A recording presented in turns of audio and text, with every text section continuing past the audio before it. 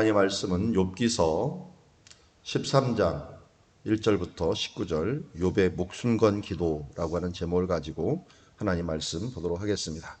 한 절씩 교독합니다. 나의 눈이 이것을 다 보았고 나의 귀가 이것을 듣고 깨달았느니라. 너희 아는 것을 나도 아노니 너희만 못하지 않으니라. 참으로 나는 전능자에게 말씀하려 하며 하나님과 변론하려 하노라. 너희는 거짓말을 지어내는 자요 다 쓸모없는 의원이니라. 너희가 참으로 잠잠하면 그것이 너희의 지혜일 것이니라. 너희는 나의 변론을 들으며 내 입술의 변명을 들어보라. 너희가 하나님을 위하여 불의를 말하려느냐? 그를 위하여 속임을 말하려느냐? 너희가 하나님의 낯을 따르려느냐 그를 위하여 변론하려느냐. 하나님이 너희를 감찰하시면 좋겠느냐? 너희가 사람을 속임같이 그를 속이려느냐?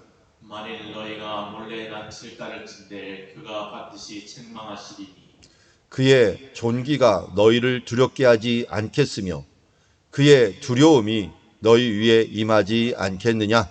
너희의 격은 재 같은 속담이요 너희가 방어하는 것은 토성이니라. 너희는 잠잠하고 나를 버려두지 말게 하라. 무슨 일이 닥치든지 내게 내가 당하리이다. 내가 어찌하여 내 살을 내 이로 물고 내 생명을 내 손에 두겠느냐. 그가 나를 죽이시리니 내가 희망이 없노라. 그러나 그의 앞에서 내 행위를 아뢰리라. 경건하지 않은 자는 그 앞에 이르지 못하나니 이것이 나의 구원이 되리라. 너희들은 내 말을 분명히 들으라. 내가 너희 귀에 알려줄 것이 있느니라. 보라 내가 내 사정을 진술하였거니와 내가 정의롭다 함을 얻을 줄 아노라. 같이 읽습니다. 나와 변론할 자가 누구이랴? 그러면 내가 잠잠하고 기운이 끊어지리이다. 아멘. 오늘 말씀을 보면 욥이 좀 많이 나간다라고 하는 느낌을 받습니다. 3절 뒤에도 보면 내가 하나님과 변론하려 하노라 라고 하면서 그전에도 계속 하나님 앞에 왜 이 고난이 왔는지 하면서 호소하고 있지만 이번에는 더 확실하게 하나님과 변론한다라고 하는 표현을 쓰고 있고 그 뒤에 가서도 더 하나님 앞에 나아가는 모습을 보게 됩니다. 그래서 이 뒤에 보면은 내가 이 15절에 보면은 그가 나를 죽이시리니 라고 얘기하고 있어요. 이 고난에 대해서 죽는 게 아니라요. 하나님의 얼굴을 뵈면 죽거든요. 그러니까 하나님께 변론할 수가 없어요, 우리가. 그런데 내가 변론하고 하나님께 나아가면 내가 죽는데 내가 희망이 없노라. 그렇지만 그럼에도 불구하고 그러나 그의 앞에서 내 행위를 아랠 것이다 하면서 나가는 모습을 봅니다. 그럼 우리 이 그림에도 나왔듯이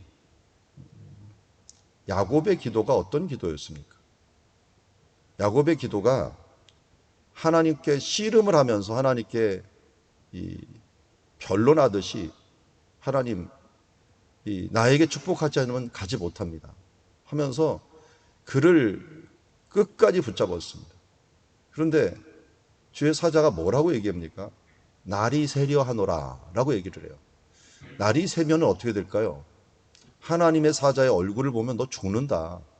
하나님의 얼굴을 보면 너 죽는데 끝까지 나 잡겠느냐? 라고 하는데 야곱이 나를 축복하지 않으면 내가 보내지 않겠나이다 하면서 끝까지 붙잡습니다. 그럼 날이 새면 어떻게 될 겁니다? 날이 완전히 새면 야곱이 하나님의 얼굴을 보면 죽어요. 죄인으로서 하나님의 얼굴 죽는데도 죽어도 좋사오니 그냥 나를 축복하지 않으면 난 끝까지 이 손 안 놓겠습니다 라고 말하는 게 오늘 3절에 하나님과 변론하려 하노라 하고서 여기에 그가 나를 죽이리니 내가 희망이 없노라.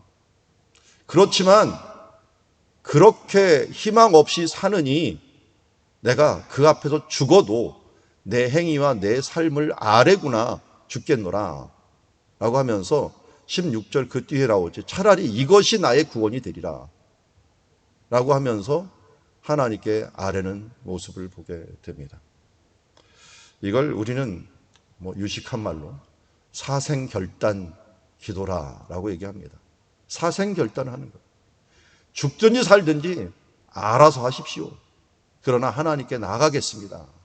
라고 하는 그런 기도입니다. 그러다 보니까 친구들이 얘기하는 이 부분들이 그게 귀에 차지가 않는 거예요. 내 눈이 이것을 다 보았고 나의 귀가 이것을 듣고 깨달았느니라. 너희 아는 것 나도 알고 너희만 못하지 않느니라. 친구들이 계속 말하는 게 뭡니까? 인과응보, 권선징악. 너희가 당연히 대가를 치르는 거야, 너는. 너는 죄가 있어서 대가를 치르는 거. 하나님이 크시고 위대하셔갖고 그 앞에 다 드러날 수밖에 없어. 나 그거 다 안다. 그런데 내가 도저히 이해할 수 없어서 하나님 앞에 변론하려 하느라. 욥의 기도를 잘 보면 계속적으로 발전하는 게 뭐냐면 치열하게 하나님께 씨름하는 거예요. 어쩌면 이 장면에서 우리가 방금 보았듯이 야곱이 천사와 씨름하듯이 하나님과 씨름하는데 옆에 사람들은 야, 씨름하지 마라. 너만 손해다. 너만 죽는다. 그런데 하나님은 이사야서에서 뭐라 그랬습니까? 우리가 서로 변론하자. 우리가 함께 서로 변론하자. 주님은 우리가 함께 씨름하기를 원하시는 걸 봅니다. 그래서 우리의 이름을 그 후대에 야곱의 그 믿음을 따르는 사람들의 이름을 뭐라고 부른다고 했어요? 이스라엘이라. 하나님과 겨루어 이겼다. 사람들과 겨루어 이겼다. 어떻게 보면은 욥의 이름이 지금 이스라엘이에요. 하나님과 겨루고 사람들과 겨루는 지금 장면을 보게 됩니다. 그런데 우리는 이 이스라엘을 영광의 이름이라고 봅니다. 이 이름 뒤에는 분이엘이라고 하는 하나님의 얼굴을 배웠다라고 얘기를 합니다. 여러분, 하나님 앞에 치열하게 몸부림치고 기도하고 우리의 모든 문제를 내놓고서 하나님께 기도하는 것, 그것 하나님께서 기뻐하시는 것이고, 그럴 때 우리를 내가 참으로 이스라엘 사람이다. 예수님께서 나다나엘을 만나보고 그 얘기를 했죠. 이 사람이 참으로 이스라엘 사람이로다. 그 속에 가증한 것이 없노라. 왜 그랬을까요? 어떻게 나를 그렇게 아시고 얘기합니까? 라고 나다나엘이 말했더니 뭡니까? 내가 무화과 나무 밑에 있을 때 내가 보았노라. 무화과 나무 밑에 뭐 했을까요? 우리가 확실한 것은 나다나엘이 그때 하나님 앞에 치열하게 물어본 것 같아요. 아마도 이 야곱 문제에 고민을 했든지 이스라엘에 대해서 고민을 했든지 하나님 앞에 치열하게 변론하고 있는 모습들을 보면서 그를 이스라엘이라고 칭하였던 모습을 보게 됩니다. 여러분, 이스라엘이라는 진정한 칭호는 우리의 어려움과 이해하지 못할 모든 문제를 가지고 하나님께 나아가서 죽기를 각오하고 하나님 앞에 응답하여 주시옵소서 기도하면서 주님의 뜻이 무엇인지를 구하며 나아가는 자, 오라 우리가 서로 변론하자 하나님께 나아가는 자가 진정한 이스라엘이라는 이름을 얻을 수가 있습니다. 4절처럼 친구들이 너희는 거짓말을 지어내는 자여 다 쓸모없는 의원이라. 그럴 필요 없어. 빨리 도전하지 말고 하나님께 나가지 말고 그냥 도전하고 순응하여 받아들여. 그게 인생이야 하면서 그냥 그 앞에서 하나님의 뜻을 구하지 아니하고 그냥 이리 술렁 저리 술렁 흘러가는 그런 인생, 그렇게 사는 거야. 원래 인생이 그런 거야. 잘못했으면 하나님 죄송합니다 하고서 그냥 가는 거야. 그 뜻이 무엇인지는 중요하지 않아 하면서 지금 친구들이 말하는 이 모습. 5절에 욥은 얘기합니다. 참으로 너희들이 잠잠하면 그것이 너희의 지혜가 될 것이니라. 우리나라 말로는 뭡니까? 조용하면 중간이라도 간다. 너희가 가만히 있으면 중간이라도 가니까 좀 가만히 좀 있어라 라고 하는 말입니다. 너희는 나의 변론을 들으며 내 입술의 변명을 들어보라. 너희가 하나님을 위하여 불의를 말하느냐 그를 위하여 속임을 말하느냐. 하나님 편에 서 갖고 계속 얘기를 하는데 그를 위하여 불의를 말하느냐 그의 속임을 말하느냐 하면서 이 8절에 보면은 너희가 하나님의 낯을 따르려느냐라고 합니다. 자, 여기 낯을 따르려냐 하는 말이 있고요. 거기 뒤에 보면은 만일 너희가 몰래 낯을 따를진대 라는 말이 있어요. 이게 뭔 말인가 하는 것을 전후 문맥과 또 그들의 뜻을 찾아오면 원어를 한번 봤어요. 그랬더니 얼굴을 든다라는 뜻이에요. 너희가 하나님의 얼굴을 들려고 하느냐라고 하는 겁니다. 여기서 너희가 몰래 얼굴을 들려고 할진대 라고 하는 표현을 쓰고 있어요. 이게 뭐냐면 얼굴을 이렇게 든다, 누구의 얼굴을 들어준다 하는 것들이 그의 편을 든다는 거예요. 그의 편을 든다는 게 그의 얼굴이 되어서 나타나는 거예요. 얼굴에서 그 사람 편이 돼갖고 내가 얼굴을 비춰주려고 하느냐. 한마디로 8절에 너희가 하나님 편이 되려고 하느냐. 좋은 말이잖아요. 그런데 하나님 대신해서 그를 위하여 변론하려고 하느냐라고 하는 뜻을 갖고 있어요. 근데 지금 욥은 하나님께서 자기에게 공의롭게 말씀하시고 그 뜻이 무엇인지를 알려주기를 원했는데 친구들이 하나님 편을 든다고 하면서 하나님의 뜻을 드러낸다고 하면서 자기를 괴롭히고 있어요. 하나님이 너희를 감찰하시면 좋겠느냐? 너희가 사람의 속임같이 그를 속이려 하느냐? 한마디로 구약 성경의 거짓 선지자와 같다는 거예요. 너희가 하나님 얼굴을 딱 하면서 나타났는데 너희가 속이는 거 아니냐? 거짓 선지자 같은 거 아니냐? 하나님의 뜻이라고는 볼 수 없는 그 말들을 하고 있는 거예요. 그러니까 만일 너희가 몰래 하나님의 얼굴처럼 나를 따를진데 그가 반드시 책망하시리라. 거짓 선지자처럼 드러나는 건데 하나님 반드시 책망할 것이다 라고 얘기합니다. 그의 존귀가 너희를 두렵게 하지 않겠으며 그의 두려움이 너희 위에 임하지 않겠느냐. 너희의 격언은 재같은 속담이요 너희 방어하는 것은 토성이라 하면서 그 말을 들어보니까 이거는 하나님의 뜻이 아니다. 이거. 하나님의 생각이 아니다 하는 부분들을 이야기하고 그들이 자기 스스로 나타내는 하나님 편에 서서 말하는 것처럼 여기지만 편파적으로 자기 소견에 옳은 대로 편파적으로 하나님을 꾸며내서 의견을 제시하는 것. 물론 하나님의 뜻이 맞아요. 하나님의 속성이 일부 맞지만 욥에게 나타나는 얼굴이 아닌데 그 욥에게 나타나는 얼굴로서 그가 나타나면서 편파적으로 하나님 편을 드는 척하면서 나를 괴롭히는데 실상은 하나님께서 너희를 책망할 것이요 하나님께서 너를 두렵게 할 것이요 두려움이 너희에게 임할 것이다 라고 말하면서 하나님 이름으로 함부로 말하지 마라. 이게 뭐냐면 우리의 계명 중에 3계명이죠. 여호와의 이름을 망령되 일컫지 말라. 우리가 하나님의 이름으로 한다고 하면서 그것이 내 이익을 위해서 내 권위를 위해서 하나님의 이름을 나타내는 것. 저도 참 두렵고 떨리는 이름이라고 할 수 있습니다.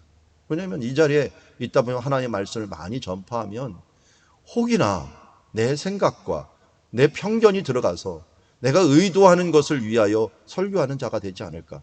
그것을 위해서 하나님의 이름을 팔아먹지 않는 자가 되지 않을까 하는 두려움이 되고 또 우리 주변에 있는 사람들을 만나서 하나님의 뜻이라고 얘기를 하고 나눠주면서 그러면서도 그게 내 편견이 들어가지 않을까 하는 두려움과 떨림이 있습니다. 우리 모두가 누군가의 말하고 또 무슨 일을 할 때에도 이게 하나님의 뜻이라고 이야기는 하면서 결국은 내 이익과 또 내 편견이 들어가는 일들이 많이 있을 때가 있습니다.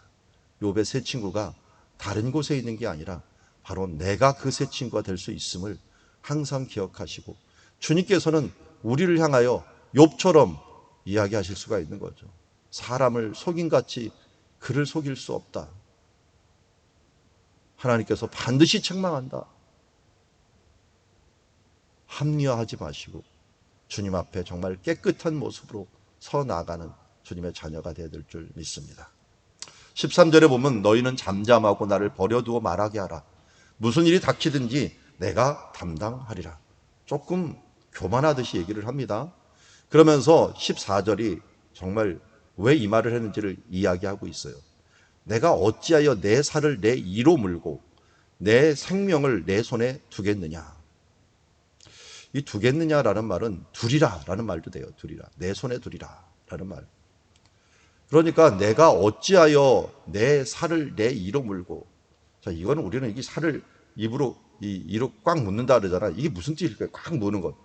우리 이 표현을 다른 말로 해요. 이를 악문다라고 하죠.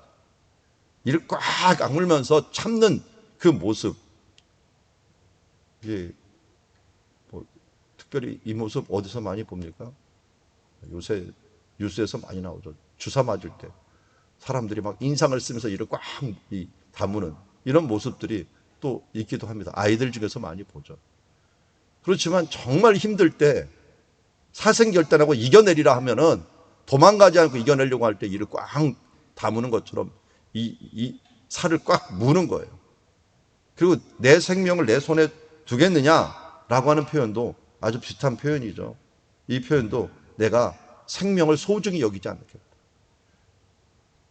내 생명이 내 손에 그냥 두고서 내가 생명을 걸고 이 일을 하겠다. 그러니까 어떻게 돼요? 15절에 그가 나를 죽이시기 뻔하다.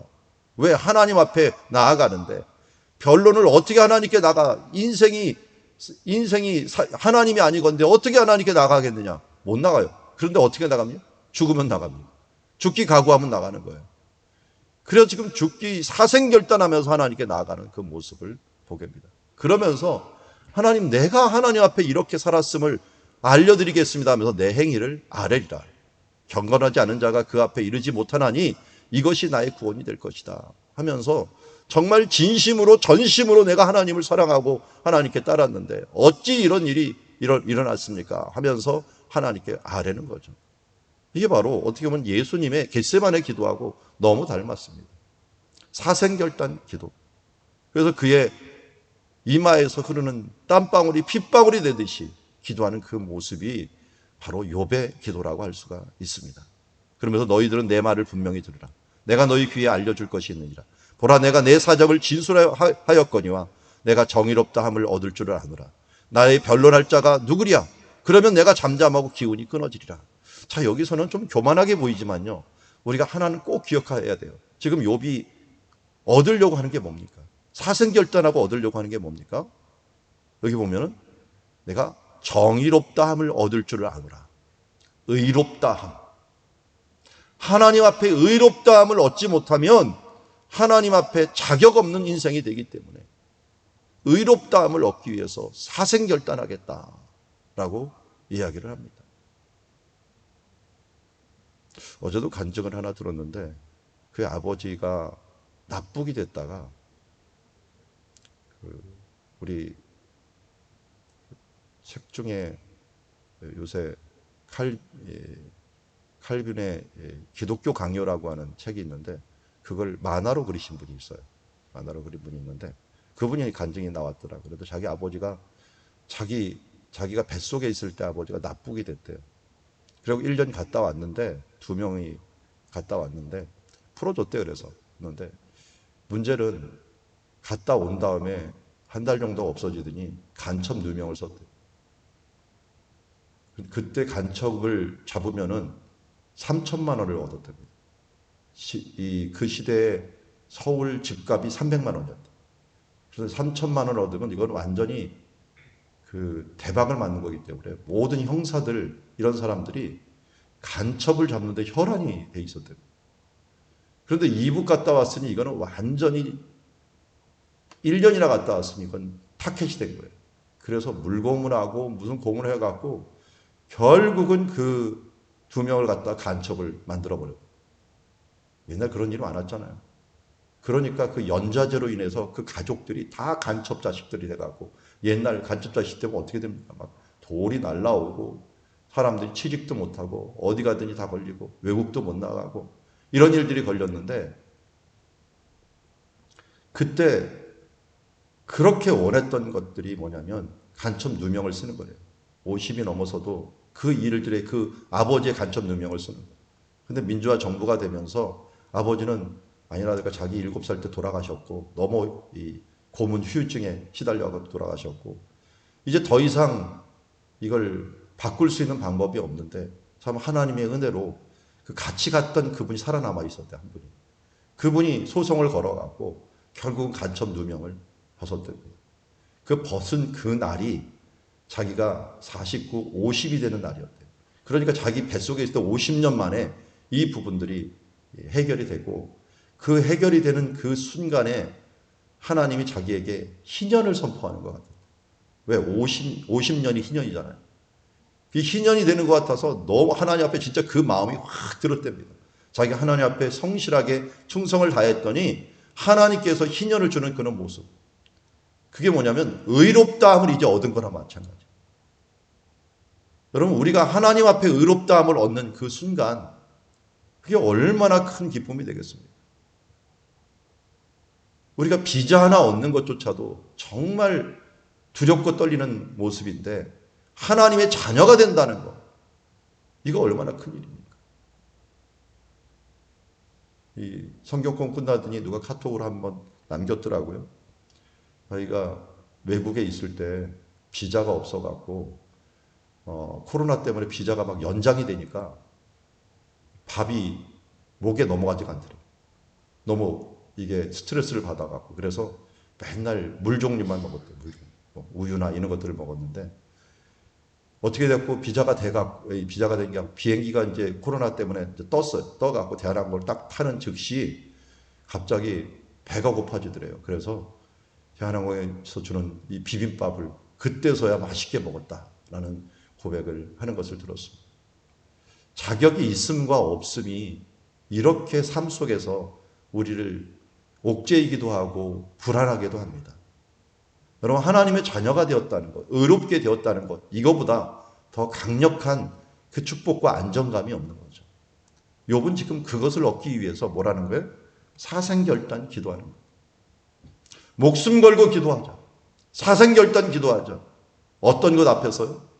쓸모없는 충고와 편파적인 의견들, 이런 것들이 우리 앞에 가득한다 할지라도 하나님의 얼굴을 배웠고 그 앞에 의롭다함을 얻기 위해서 욥이 그렇게 기도한 것처럼, 야곱이 그렇게 기도한 것처럼, 하나님이 축복하지 않으면 내가 이 손을 놓지 않겠나이다. 하나님께 나를 의롭다 하지 아니하면, 하나님께서 해결하지 아니하시면 내가 차라리 죽는 것이 낫습니다 하면서 욥처럼 야곱이 기도했고, 예수님 또한 힘쓰고 애써 더욱 간절히 기도하며 땀이 땅에 떨어지는 핏방울 같이 우리의 의롭다함을 위하여 기도하시고 결국 그 의롭다함을 이뤄내신 분이 예수 그리스도십니다. 사도 바울 또한 그의 문제 앞에서 이것이 내게 떠나게 하기 위하여 3번 죽게 간구하였더니 나에게 이르시기를 내 은혜가 내게 족하도다. 이는 내 능력이 약한 데서 강하여집니다. 그런 이해할 수 없는 고난 가운데 왜 하나님께서 내 육신의 가시들을 가져가시지 않는가? 이것이 욥과 같은 문제라고 할 수 있죠. 그런데 하나님의 응답을 받고서는 그 모든 것들이 뭐가 됐습니까? 내 은혜가 내가 족해도다. 내 능력이 약한 데서 강하여짐이라. 그러면서 9절에 이렇게 나왔지만 10절에는 뭐라고 얘기를 해요? 그것 때문에 내가 하나님께 내 약한 것을 사람들에게 자랑하리라 라고 얘기합니다. 그래서 차라리 그 약함이 간증이 되어서 나는 이렇게 약하지만 하나님은 이렇게 능력 있게 일하신다라고 하는 간증적인 삶들을 살았던 모습을 보게 됩니다. 여러분, 우리가 주님 앞에 정말 의롭다함을, 하나님께서 우리에게 뜻하시는 그 주의 뜻을 알고자 사생결단 기도하면 욥처럼 인내할 뿐만 아니라 하나님께서 반드시 우리에게 응답하시고 우리를 의롭다 하시고, 그것을 넘어서 우리가 하나님 앞에 우리의 능력이 어떠한 의미가 있는지, 이 환난이 어떠한 의미가 있는지 우리에게 알려주심으로 말미암아 담대하고 기쁘게 하늘나라의 길을 갈 수 있는 줄 믿습니다. 오늘도 그러한 기도가 있어지는 삶, 주님과 함께 어떤 문제든지 갖고 나와 씨름하는 삶들이 있어지는 이 욥과 같이 정말 사생결단 기도가 있어지는 주의 자녀들 모두 되기를 주의 이름으로 축원합니다.